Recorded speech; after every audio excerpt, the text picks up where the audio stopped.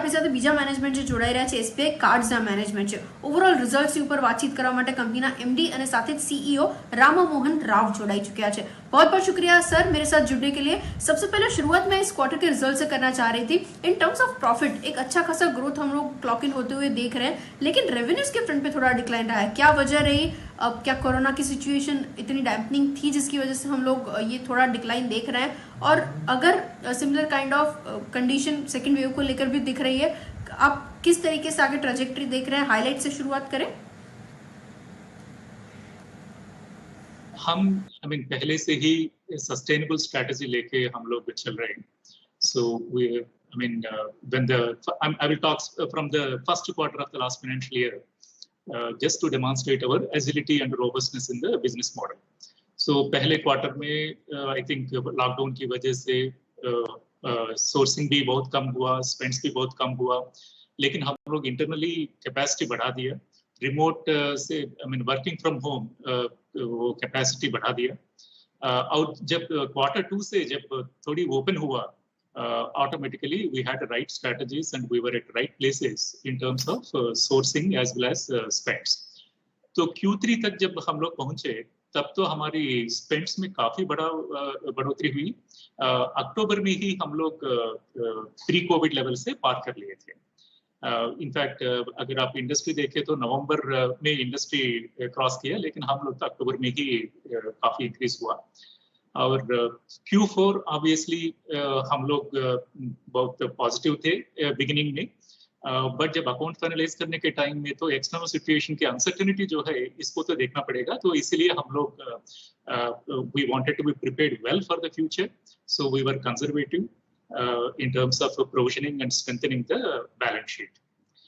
अगर आप earnings की बात किया तो see it is a function of several things. There is a subtle change in the portfolio. In good olden days we used to have what we call transactors, revolvers and EMI kind of loans. one third होते थे.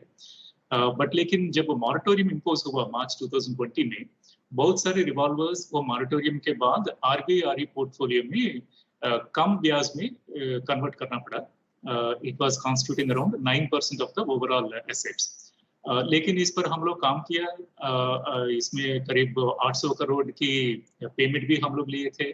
And as on date, when we look at this portfolio, which is around 1,900 crores approximately, 51% is a kind of performing portfolio, and remaining anyway it has gone into different kind of categories. Like some part of it is more than 30 days, bulk of it is remaining 685 crores is more than 90 days. मतलब NPA बन गए थे, तो इनके ऊपर हम लोग provision coverage भी बढ़ा दिया. तो ये पोर्टफोलियो में जो चेंज हुआ इसका असर तो थोड़ा सा है, क्योंकि हमें जो नया एक्विजिशन लाए हम लोग पिछले साल, नए कार्डिंग जो किए थे, बहुत सारे रिस्क फिल्टर्स को हम लोग टाइटन किए थे पिछले साल. तो इससे ऐसे एक्विजिशन मिला जो थोड़ा टाइम लगेगा इनको मैच्योर होने में, स्पेंड्स करने में और एसेट बनाने में थोड़ा सा टाइम लगेगा, लेकिन रिस्कीनेस में बहुत कम है. तो ये पोर्टफोलियो जो नया पोर्टफोलियो है ये अच्छी तरह से डेलिक्वेंसी इसकी लिमिट में है. तो अर्निंग्स इंप्रूव होगी तभी जब आरबीआई का जो पोर्टफोलियो है जब वो कम होता रहेगा तब पोर्टफोलियो बदलेगी और अर्निंग्स की इंप्रूवमेंट ट्रैजेक्टरी में आ जाएगी. Agreed sir. In terms of asset quality में आपकी तरफ से कमेंट जा रही थी, क्योंकि पिछले साल के मुकाबले अगर कंपेयर करने जाएं तो तकरीबन डबल हो चुका है, और पिछले क्वार्टर के अकॉर्डिंगली कंपेयर करने जाए तो वहाँ पे भी थोड़ा वर्सनिंग दिख रहा है. क्या वजह थी? कुछ डिटेल्स आप अगर मुझे दे पाएं. हमारी अगर आपको ग्रॉस एनपीए देखे तो 4.99% है as on March 21. But the better way to compare it is vis-a-vis the previous quarter, because March 2020 आपको मालूम है मॉरेटोरियम इम्पोज किया और नए एनपीएस तो डिक्लेयर होना बंद हो गया था. तो I think that percentage may not be representative, but when you compare vis-a-vis the Q3, वो दिसंबर 2020 से कंपेयर करने पर थोड़ा सा इंक्रीज हुआ. तो ये मॉरेटोरियम लिफ्ट करने के बाद सुप्रीम कोर्ट वर्डिक्ट के बाद जो स्टैंड स्टिल जो पोर्टफोलियो है वो तो ऑटोमेटिकली राइट ऑफ करना पड़ा. और RBI portfolio on the whole it work for the company. मैं तो कुछ स्टैटिस्टिक्स भी दिया था आपको. ऑलमोस्ट 1/3 हम लोग पेमेंट ऑलरेडी रन ऑफ हो चुका था. पेमेंट हम लोग लिए थे कस्टमर से.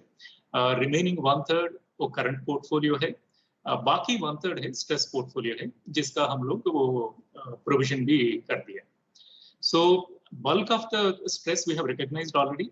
आपको एक मैं स्टैटिस्टिक एक दे दूंगा, दिसंबर और मार्च क्वार्टर के बीच में जो हुआ था। दिसंबर क्वार्टर में हमारी पूरे स्ट्रेस पोर्टफोलियो ये जीएनपी से भी ज्यादा है। जीएनपीए प्लस आरबीआरई का जो 30 डेज से ज्यादा जो डिलिंक्वेंट पोर्टफोलियो है, ये दोनों को मिला के देखे तो 7.5% था पूरे एसेट्स में। वो कम होके 6% हो गया मार्च में।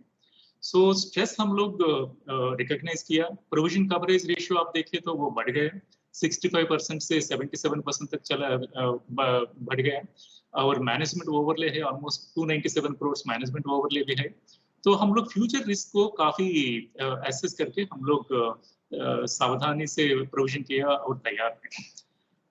बट आरबीआरई पोर्टफोलियो की जो कंट्रीब्यूशन कम होते रहेगा तो दो डायरेक्शंस में इसकी इंप्रूवमेंट नजर आएगी।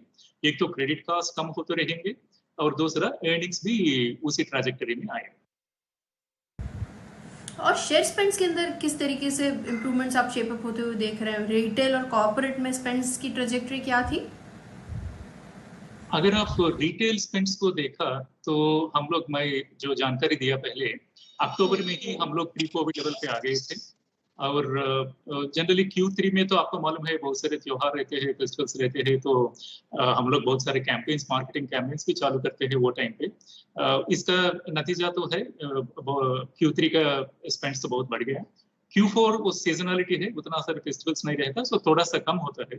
लेकिन ईयर ऑन ईयर आप देखे तो फिर भी इम्प्रूवमेंट है रिटेल स्पेंड्स में। पूरे साल अगर आप देखें फिर भी I mean we are almost at the same level, almost maybe 300-400 crores kind of shortfall is there, but retail spends, I'm talking about retail category. Corporate में देखें तो आपको मालूम है पहले क्वार्टर में बहुत कम रहा हमारे कॉर्पोरेट स्पेंड्स, क्योंकि जो ट्रैवल सेगमेंट था, जो ट्रैवल मैनेजमेंट कंपनी से, टीएमसी से, जिनको हम लोग कॉर्पोरेट कार्ड्स दे चुके थे, उस पर आपको भी मालूम है पूरा एविएशन बंद पड़ा था, उसकी वजह से स्पेंड्स नहीं आया। लेकिन हम लोग स्ट्रैटेजी बना के कुछ नए कैटेगरीज को लाए थे। हम लोग B2B बोल के कुछ टैक्स पेमेंट के लिए और यूटिलिटीज पेमेंट के लिए कॉर्पोरेट्स को कुछ दूसरी सुविधा दिया, जिसकी वजह से वो फिर हम लोग 6000 क्वार्टर के लेवल पर हम लोग पहुंच गए थे। Agreed sir. और रिसीवेबल्स, क्योंकि हम लोग वहाँ पर भी क्वार्टर ऑन क्वार्टर तकरीबन 4% का इम्प्रूवमेंट देख रहे हैं, पिछले साल कंपैरिजन में नॉर्मलाइजेशन किस तरीके से दिख रहे हैं आपको? मैं नंबर्स तो नहीं दे सकता, फ्यूचर में कितना होगा, कितना बढ़ोतरी होगी, वो नंबर नहीं दे सकता। लेकिन इसकी फंक्शन है, I mean couple of factors, particularly what is the quality of the new acquisition. हम लोग इसकी थोड़ा सा कलर भी मैं दिया था पहले। रिस्क फिल्टर्स हम लोग टाइटन करने की वजह से ये थोड़ा सा लेस रिस्की पोर्टफोलियो हमें मिला। हम लोग 2.6 मिलियन का नया कार्डिंग किया पूरे साल में। ये थोड़ा सा मेच्योर होने में टाइम लगेगा, वो स्पेंड्स कंट्रीब्यूट करने के लिए और एसेट बनाने के लिए थोड़ा टाइम लगेगा इस पोर्टफोलियो को। और जो आरबीआरई का जो कम होता रहेगा, जो नया जो फ्लो आएगा, it's a combination of these two. और स्पेंड्स का तो रहेगा, because spends is a kind of input for lending as well as asset buildup. So इस पर हमारे ध्यान रहेगी, वो मार्केट शेयर लगातार रखने की और मार्केट की जो एवरेज ग्रोथ रेट है इससे ज्यादा करने की हमारी लगातार प्रयास रहेगी। राइट ऑफ के फिगर सर हम लोग जो देख रहे हैं वो तकरीबन 1178 करोड़ के हैं। रिस्ट्रक्चरिंग के डेटा दिख रहा है, तो अब नेक्स्ट क्वार्टर ऑनवर्ड्स क्या चीजें और थोड़ी बेटर दिखेगी? पेस अप नेक्स्ट क्वार्टर के लिए हो रहा है? It's external environment, as you know, like it's a very complex and dynamic. But whatever is our internal, I mean, whatever has been the broad strategy in terms of improving the market share, in terms of cards, spend share, that will continue. And the kind of product bouquet, whatever we have, we go on. Actually, if you look at every quarter, we augment our product bouquet. We always constantly look for partnering with some of the big players, whereby we can actually bring in a good value proposition. जो customer की experience के हिसाब से, customer की requirement के हिसाब से जो अच्छी वैल्यू प्रोपोजिशन है, वो हम लोग ये को-ब्रांडिंग पार्टनरशिप से भी हम लोग ला सकते हैं।